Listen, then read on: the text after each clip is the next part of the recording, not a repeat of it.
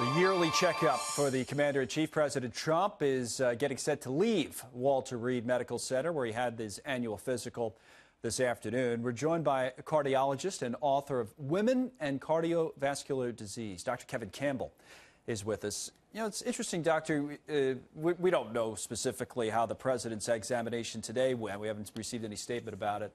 But I was thinking back to last year, and of course, there was a lot of attention given to the news conference and everything else. But what came out of that, as I remember it, is that, and I remember the way the news articles were written, is that the president, like many men his age, and he's in his 70s, has what was described as a common form of heart disease. And I was thinking, so many people, right, have some form of heart disease.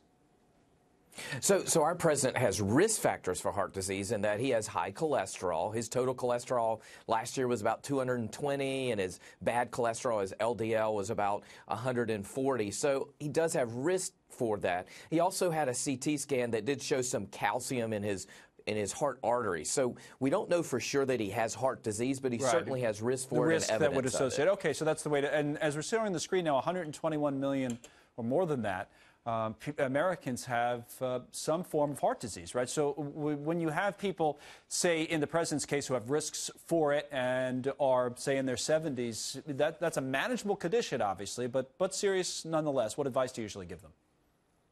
You know, so heart disease is the #1 killer of both men and women in the U.S. today. In fact, more women than men die. So I think what you have to do is manage your risk factors.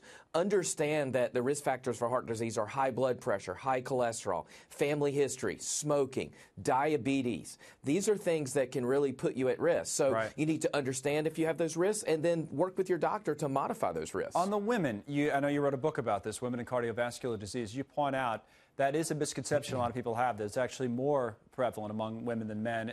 Are the symptoms different? Does it manifest itself differently? You know, interestingly, symptoms of a heart attack are going to be chest pain, shortness of breath. Women can have atypical, vague symptoms, feelings of dread, unwell feeling like flu-like symptoms. They may have pain in their back. They may have nausea. So it can be very atypical. And it's important, if you're a woman and you have risk factors, you need to find a doctor to make sure that they assess those risk factors and see just how much at risk for cardiac disease you are. Yes, you wouldn't know it. A lot of people wouldn't think that it had anything to do with heart disease, and maybe that's why that goes undetected, unfortunately, too many times. All right, Dr. Campbell, good to see you today. Thank you. Important subject. Thanks for coming on. We appreciate it.